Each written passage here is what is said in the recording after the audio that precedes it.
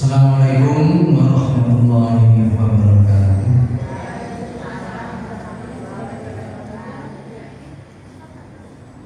Alhamdulillahirabbil alamin. Alhamdulillahilladzi khalaqal dunya sanatan wa yawman. Asyhadu an la ilaha illallah wa asyhadu anna Muhammadan abduhu wa rasuluh. Allahumma shalli ala Muhammad wa ala alihi wa sahbihi ajma'in. Allah Ta'ala Al-Quranul Karim Al-Quranul Karim.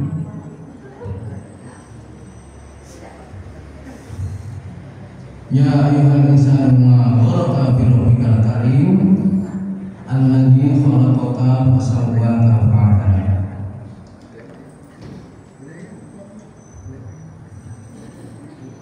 Bapak Ibu jamaah masjid Nurjana rahmatullah, izinkanlah saya untuk sedikit menyampaikan sesuatu yang berkenaan dengan evaluasi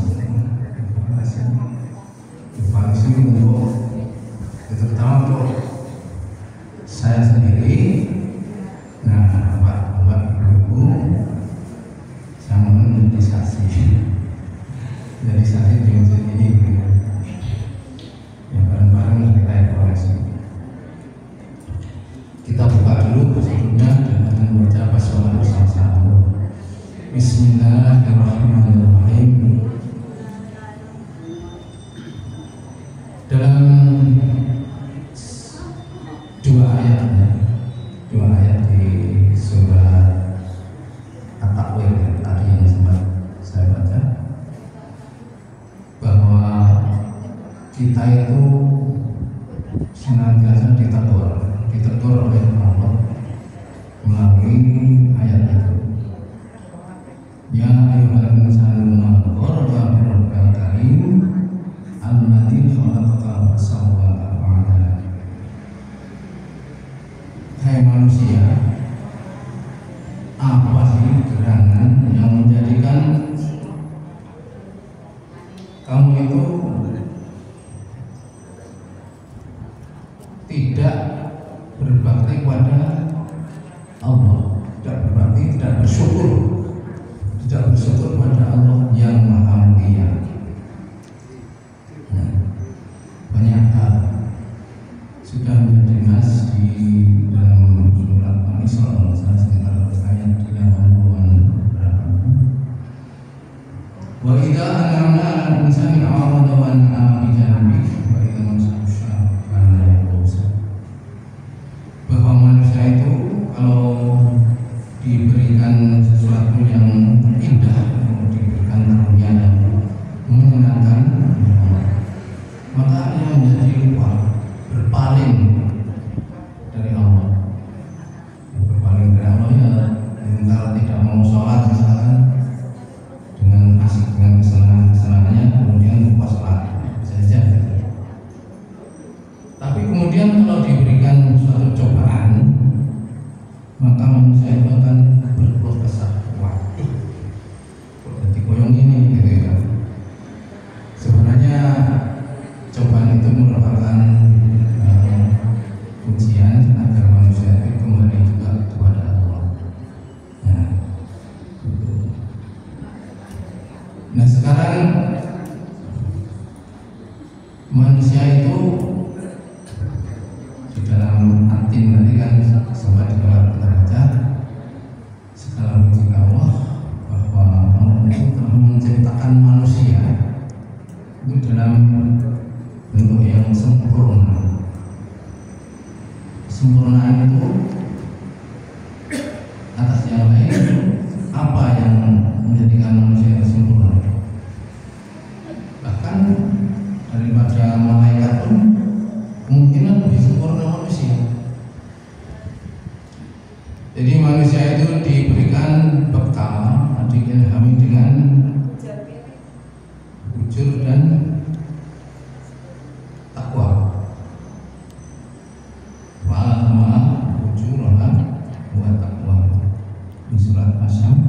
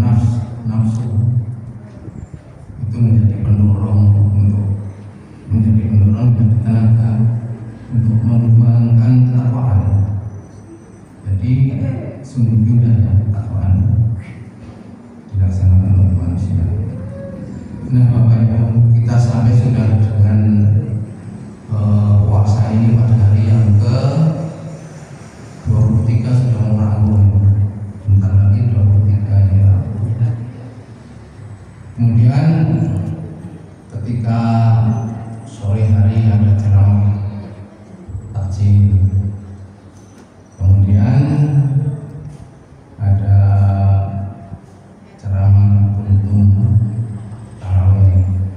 Kemudian di subuh juga ada ceramah di subuh. Apa yang kita dapat selama ini? Sejauh mana kita meningkatkan kualitas diri? Mari kita evaluasi diri kita masing-masing.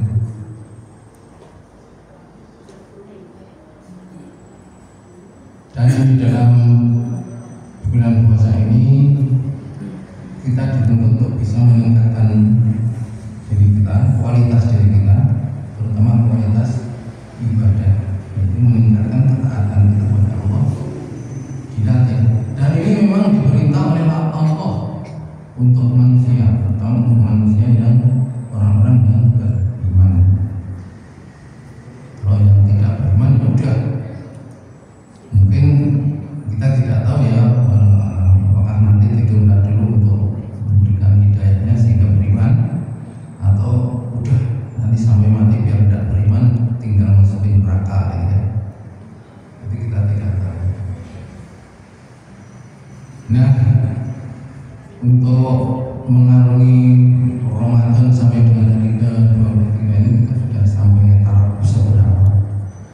Kalau Allah itu menjadikan Ramadan itu turunnya Al-Quran.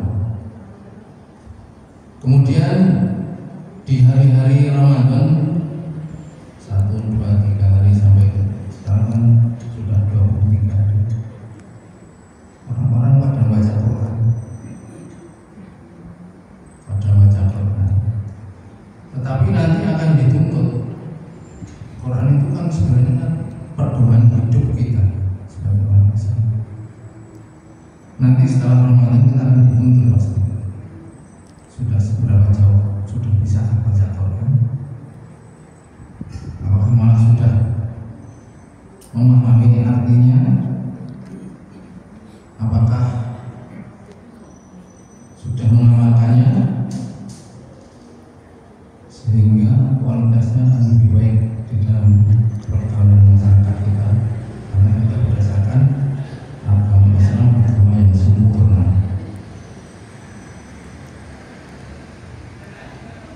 Nah, kira-kira kalau kita mau mengevaluasi diri kita, kita coba 10 hal. Ada 10 hal. Allah punya hak untuk diibadahi.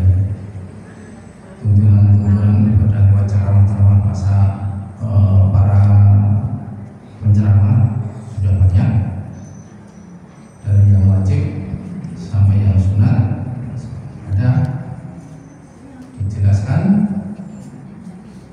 Apakah kita sudah mulai berusaha untuk melaksanakannya? Dan tentu itu merupakan hal yang baik apabila kita bisa melaksanakannya dengan sempurna, kemudian kita biasakan pasca Ramadan sampai habis umur kita.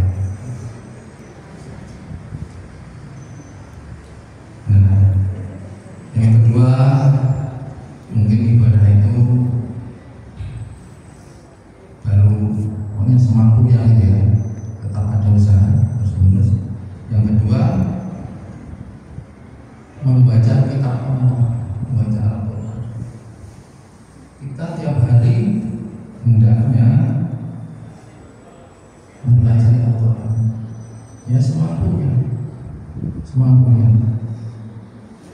Allah kan sudah menyediakan berbagai macam fasilitas. Kita punya mata, punya telinga, punya pikiran, punya hati, diberikan fasilitas untuk berusaha mempelajari Al-Quran sebagai pedoman hidup kita. Sejauh mana kita memanfaatkan mata kita, maka sudah sesuai dengan fungsinya yang baik-baik, ya. Bukan melihat yang buruk-buruk. Untuk belajar Al-Quran misalkan. Kemudian telinga, bagaimana kita bisa memanfaatkan telinga dengan yang baik-baik?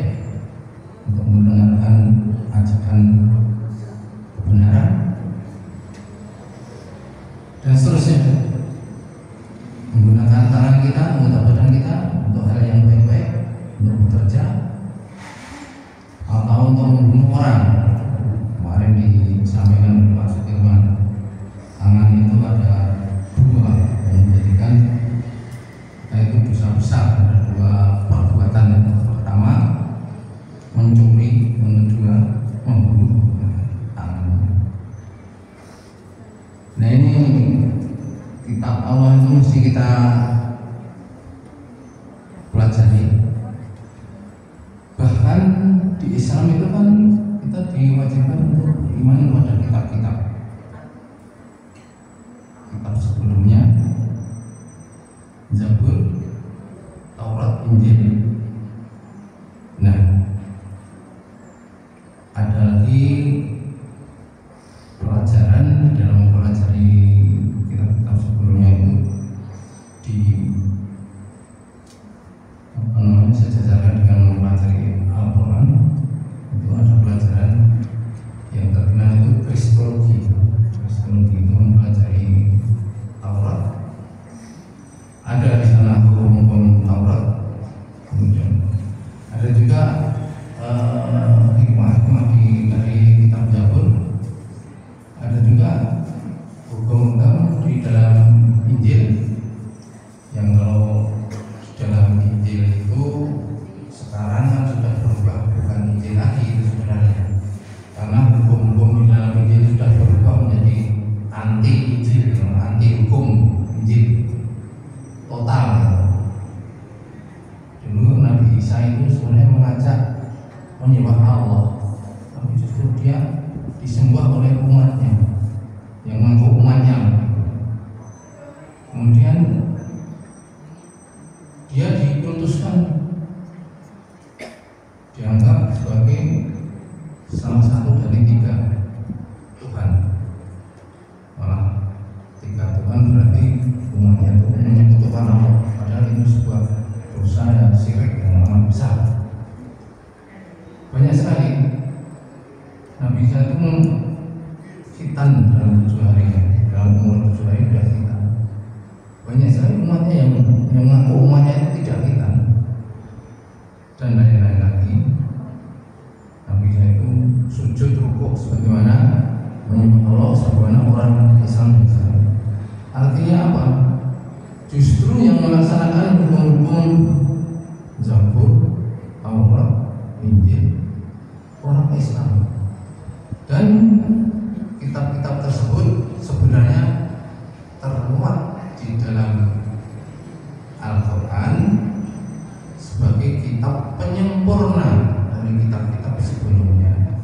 Sehingga apabila kita beriman pada Al-Quran, yakin bahwa itu wahyu dari Allah yang diturunkan pada Nabi Muhammad untuk manusia, tidak hanya untuk orang Islam ya, tapi untuk manusia, hudan linnas. Kalau di dalam satu Nabi kan dan pembeda antara yang hak dan yang batil untuk manusia semuanya. Semua yang mengaku manusia hendaknya berpedoman pada Al-Quran, kecuali orang yang tidak mengaku manusia. Mengaku apa kalau bukan mengaku manusia? Itulah. Jadi kita orang Islam sebenarnya secara tidak langsung atau bahaya secara langsung itu sudah beriman kepada empat kitab dengan mengimani Al-Quran. Itu bahkan dari para penganut yang mengaku penganut Injil, Bible gitu ya, itu sebagai kalau disebut sebagai ya, di dalam ajaran Islam itu disebut sebagai orang kafir.